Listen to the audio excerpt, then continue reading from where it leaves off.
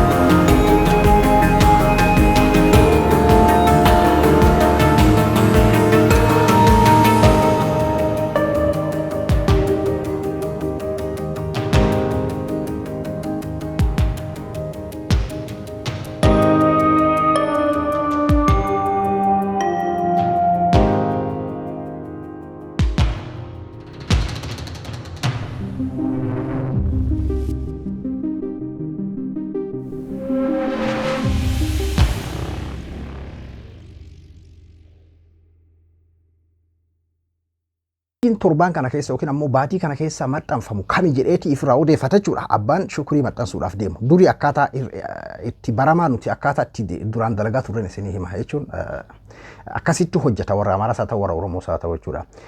Dursee kabahu san dura gadi maxxansuu qaba moo dafeetiin ammoo isa dura maxxansuu qaba moo boodarra ka isaa booda maxxansuu qaba ka jedhu laalan. Maaliif jennaan akka wal hin busheessineef dhangaan lama fakkeenyaaf nyaanni 4 shayyoo akkas fuula duratti dhiyaate ati keessaa kamii awu filatta dorgommii seenee jechuudha. Keessaa kamii awu fudhatta jechuudha. Akka akkas hin taaneef akka dorgommii hin taaneef hundinuu mi'aayee akka argamuuf jechuudha. Kanaafuu warri Vision Entertainment akka carraa viidiyoo kiyya kana dhageette Birraa Gammadii fuula duraaf amma durallee sirboota itti maxxanste garuu kan ammaa kana kan dura maxxanfame Shukrii Jamaalii ka duubaan maxxanse Galaanaa Gaaromsaati haga xiqqoo takka jechuudha. Garaagarummaa sa'aa takka illee waan guutuun seehuu akkasitti sirboota ciccimoo wal bira kan maxxanfame torban takka keessa argeetiin ture. Galaanaa Gaaromsaa artistiidha. Tarii waa'ee kana beekuu dhabu iyyuu mala. Waa'ee gurgurtaa irratti agas hunda beekuu dhabu mala. Garuu ati ammoo abbaa wanta guddaa saniiti, dirjitii guddaa saniiti, Birraan waan guddoo hojjetaa jira. Ni beeyta jedheetiin yaada. Wanni kun xiqqashoo mi'aa artistoota, mi'aa gartee sirbicha sanii haga tokko gadi xiqqeessa leevalii isaa waan ta'eef fuula duraaf jechuudha. Addaan sissiisaa xiqqashoo akka dorgommiin taane. Fakkeenyaaf Galaanaan Arbaheemi yoo xiqqaate Shukriin torbaan irraa yookiin ammoo 15 irraa wal mi'eessa waan ta'eef jechuudha. Kanaafuu haa ta'uti ammoo wal faallaadha karraa kun. Jaalalaa fi Shukriin sammuu xiqqashoo jeeqamtee jaalalaan wayyeessuu sammuu faffagaattee gartee akkam taane kalee akkam keessa turre jechaa jirtu as deebisee tontoommoo jaalalaa keessatti deebisee sammuu xiqqashoo wayyeessuudha. Abbaa itti fayyadamuuf jechuu barbaadeeti. Galaanaa Gaaromsaa ammoo haala amma biyyiti keessa jirtu Oromoo qofaa miti. Haala amma Itoophiyaan keessa jirtu ani hiikaa isaan danda'u.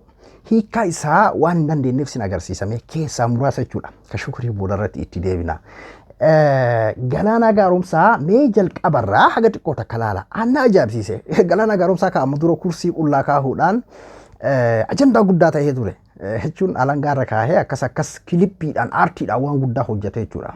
Durii sirboonni Oromoo sagalee walaloo yeedaloo muuziqaan shubbisni akkas jedhama. Arrantan sadarkaa kanarra gahuun Oromoon duubaa dhufee akkuma Jawhar Muhammad jedhee dura rafnee dura ka'uu qabna jedhe. Aartiin Oromoo akkas ta'e dhugaa dubbachuuf. Warra fagoo nu dura fagaatee jiru san jechuun warri akkaataa fi haalli illee waan mijatee fi fagoo fagaatanii jiran artistoota keenya dura jechuu kiyya. Aartii yeroo jedhamu waa'ee muuziqaa qofarratti hin xiyyeeffatina. Homa hundaanuu aartiidhaan wal qabatee jechuu kiyya. Tarii waa karaa fiilmii diraamaa maal kana kanaan fuula dura jiraachuu danda'u. Amman tan ammoo akkaan amma isaa kana argetti amma dura yoosanis akkamitti waan akkamii akka hojjetanii beektu ka galaana kana yeroon argu warri fagoo jira bakka kana dhaqqabuudhaaf. Maaliidhaaf ka jedhu mee haga xiqqoo takka isin daawwachiisa. Jalqabbii isaa kana laala. Asitti kunoo akkuma agartan kana marga utubaa irratti suuqameen eegale. Akkuma agartan kana jechuu kiyya. Kunoo kanaan eegale jechuudha.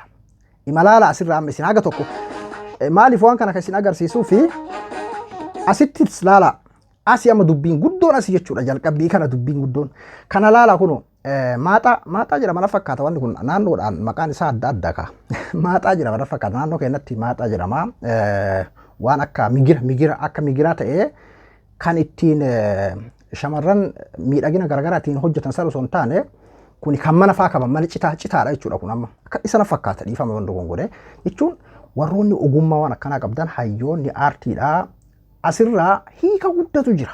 Ani garuu kana waa jechuun waan danda'u miti waan takka keessa akkuma na fakkaatu godhe malee jechuudha namni isiniif galee gabaabsaati beekoo wanti jalatti jechaa fi gochaa kilippiidhaa waan inni mul'ise as keessatti bineensonni adda addaa as keessa guutee jira waraabessi jira yeeyyiin jira naachi jira.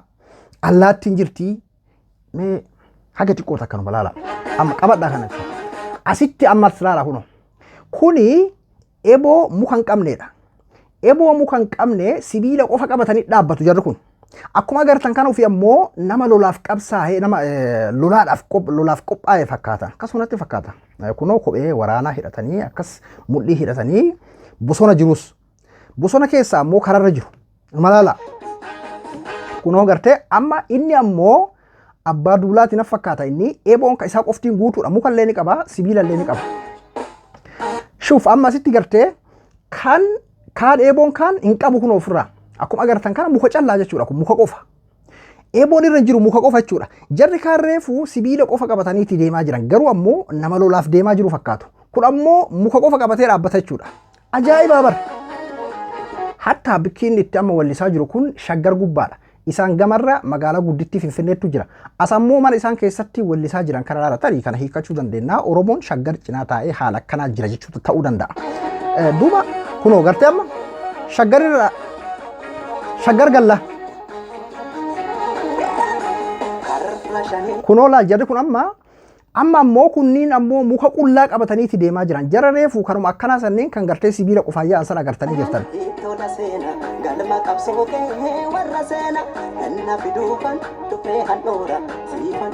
Dubbiin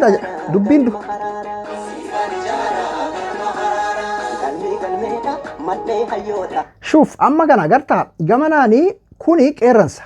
Galaanaan jidduu kana taa'aa jira. Gufuu mukaatirra taa'aa jira. Ka gamanaan jiru kuni ammoo waraabessa sareedha ta'a. Waraabessa ta'a waan akkasiitii dhiifama aartiidhaan kan inni kaayee kun jechuudha. Gamanaan ammoo kuni qeerransa. Qeerransa ta'a.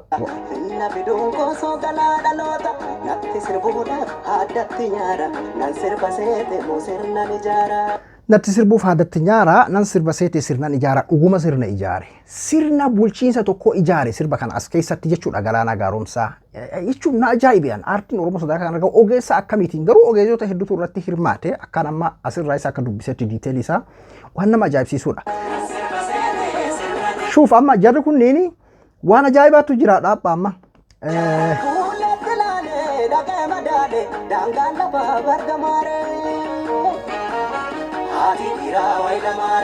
Haati dhiiraa wayi lamaaree.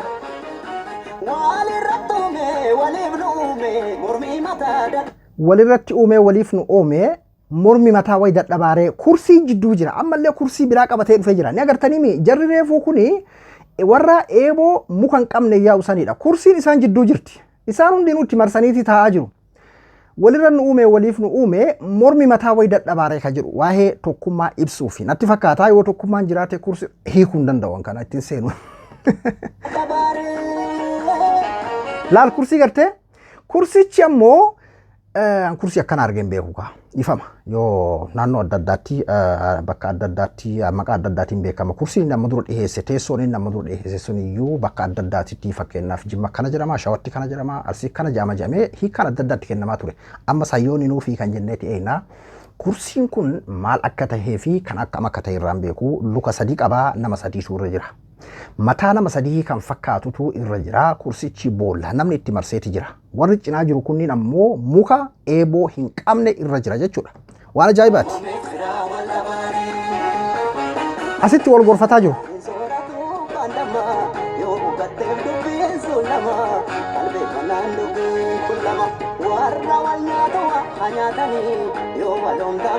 dubbiin dubbii addaati dubbiin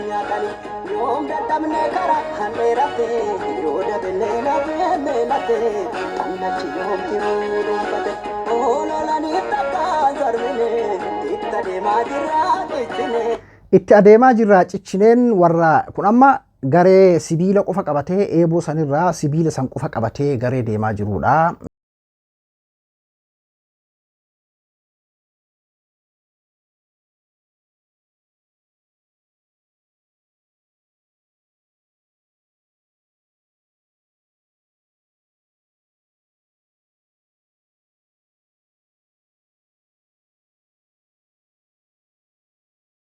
sababni miidhama kootii miidhaga keetii sababni miidhama kootii miidhaga kennaa miidhaga keetii jedhee shaggar gad agarsiisaa sababni miidhama kootii miidhagina kennaa Oromoo fi Oromiyaa baranatti fakkaata kanani hiinaka kurra koon qabu nu agarsiisee jira kun shaggar gubbaa dhaabbatee nutti agarsiisee jira sababni miidhama keetii sababni miidhama kootii miidhaga keetii lammaffaa irratti sababni miidhama kennaa sababni miidhama kennaa miidhaga kennaa kan jedhudha lafa kaa'e jechuudha asirratti sirna durii wanti kun aga gaafa duraa caala warra biyya bulchus dabalatee akkasuma gartee kan maal jedhee gamaa gamana garmaamu kamuu akkanatti fakkaatutti fatanaa guddaa ta'eef jira galaana gaaromsaa maal akka inni baanu kanaafi saniifi an haga ammaatitti kana sani jedhee qoqqoodee guutuutti wanni naagaleen jiru bineeyyiin kun maal akka ta'e naachi maal akka ta'e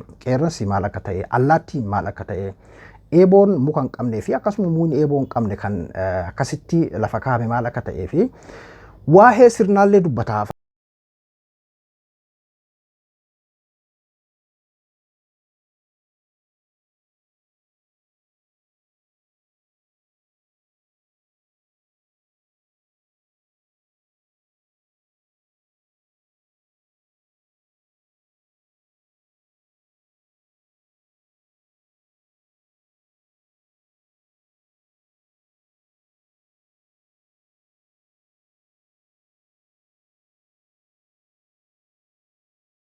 dafka koon xuruursee fidee waan ormaa hin barbaadu didee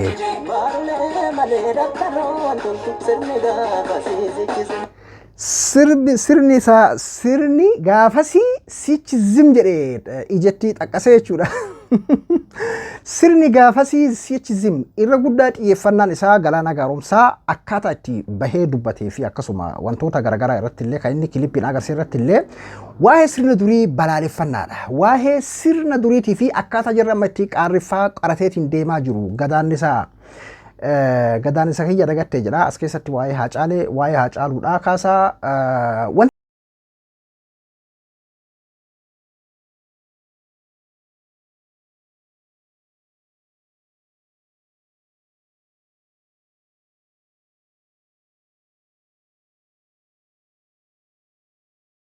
maali ummata kun maali mee wanti kun sareedha moo sareedha na fakkaata yaani yeeyyiilleen akkana ta jirtu ni jirti kun garuu sareedha natti fakkaata moo yeeyyiidha jeedala dhiifama yaaboo naan galli bineensicha kana waan isaa.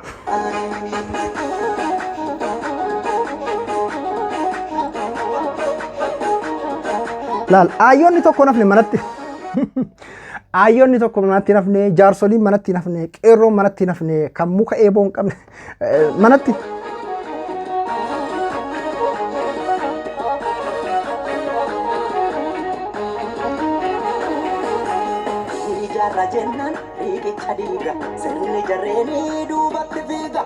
Ni ijaarra jennaan riqicha diigaa sirni jarreenii duubatti fiigaa. Xannachi hin beektu waan hidda dhiigaa. Nutu ol yaannaa jarri gaffiigaa. Kunoo akkuma argitan kana akkasitti kursichi jidduu jira. Eeboon kun amma muka hin qabu. Akkuma agartan kana eeboon muka eeboo qofa jechuun waan kana eeboo naannoo maqaa adda addaa qaba. Ka eeboo waraana cokoo waan adda addaa maqaa adda addaati qaba. Dhiifama yoo maqaa isaa akka biraa jiraatillee akka naannootti maqaa adda addaa qaba jechuudha. Naannoo keenyatti eeboo jedhama. Waraana namni jedhullee hin jira.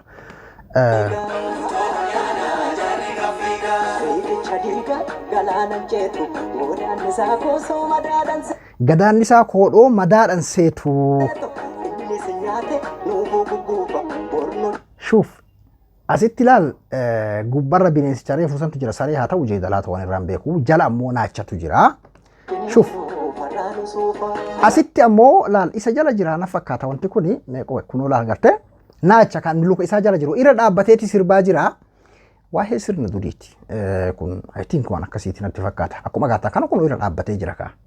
Reefu saricha gubbaa jira sareetu irraa nyaate na fakkaata. Borru ciniinuudhaaf arra nu suufa waa'ee sirnoota duriiti kun.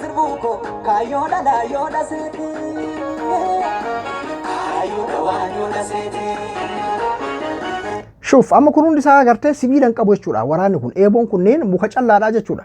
Waan ajaa'ibaati beeki. Asitti amma agartee diigee jiruu koo dhabee tiruu koo. Dhabee tiruu koo waan fayyaa qabu seetee kana haacee saahiba isaati baana natti fakkaata. Ani kilipii kana jechuun haganuma fakkeenyaaf haganaa isin garsiisaa hin jenne isinis mee warri wanti kun isiniif galee salphumatti jechuudha.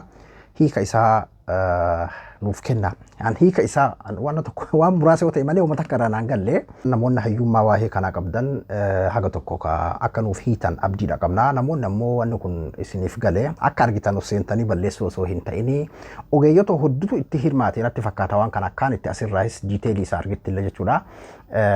Namoonni isiniif galee akkuma agartan kana kun hundi isaa warroota agartee waan kana irratti hirmaateedha. Namoota hedduutu itti hirmaate kun akkuma agartan kana jechuudha. Dhugumatti hojii ajaa'ibaa aartiin Oromoodhaa sadarkaa kana gahuu irratti hedduu takka na gammachiisee hedduu takka dinqisiifadhe. Dhugumatti sirna ijaaraa jedheenis nama wellisa seetee nan sirba seetee sirnaan ijaara jedhe. Dhugumatti sirna ijaare. Kuni wallee miti. Maaliifii dhageeffadhaatii laalamee waan inni jedhu jechuun girribna godhe iyyuu. Amma dura yoo san geetahuun farda qullaa bulloo jedhee san lalisaa tokkotu nuuf hiikee amman tanas mee lalisaan haa yaalu yoo danda'e waan kana tarii hayyootuma warrootuma akkasiisantu keessaa qooda qabanatti fakkaata. Kun waan galaanaan kophaa isaa hojjetee miti waan ogeeyyoonni hedduun irratti hirmaatanidha. Akka gartee filimoota muuviidhaan biyyoota gurguddatan akka Ameerikaa fi Ingiliz fa'aa jechuudha. Muuvii keessatti haala hunda haala addunyaa kanaafaa mul'isanii barjaa fakkeenyaaf amma addunyaan tun fakkeenyaaf generation akkana keessa akkana kadabre keessa akkana waan lolli addunyaa sadaffaan akkana tokkoffaan lamaffaan akkana waan jiru waan akkasii muuvii keessa mul'isanii akkasitti mul'ise har'a galaana gaaromsaa. Aartiin Oromoo sadarkaa kanarra gahuun hedduu takkaan na gammachiise hedduu takkaan dinqisiifadhe. Akkasuma kan Shukrii Jamaal ammoo qeerroo fi qarreen daawwadhaa lachuutu haala bareedaadhaan laalamaa jira. Guyyaa tokko keessatti gadhiifamuun xiqqashoo aga tokko walitti gufatuu danda'a. Fuula duraaf isinii dhaabneeti jirra kaa akka addaan eedan jenneeti akka wal dorgomsiisuu akka hin taane dhangaa lama wal bira dhiyeessuun gaarii miti. Wal busheessa waan ta'eef jechuudha. Ka Shukriillee silaa fideetiin haga tokko isin dhageeffachiisaa namni guddaan jala jiraatu danda'a. Namni gartee waa'ee sirba jaalalaatiif bakka hin kenne namni gurguddaan jala jiraatu danda'a jedheetiin saniifin sodaadhee dhiise kaa qeerroo fi qarreen dhaqaatii daawwadhaa haala bareedaan deemaa jira. Shukrii Jamaalii Vision Entertainment irratti kan inni maxxanfame kan sirboonni Oromoo qaqqaanii irratti maxxanfamuudhaan beekaman jechuudha. Vision Entertainment hedduu keessan ni beektan. Galaanaa Gaaromsaa immoo chaanaala isaa irratti kan inni maxxanse Galaanaa Gaaromsaa kan jedhu irratti jechuudha. Dhagaatii daawwadhaa jajjabeessa. Ana Abduu Moobaala biraa hanga qophii biraatii waliin deebinutti nagaan naa tura.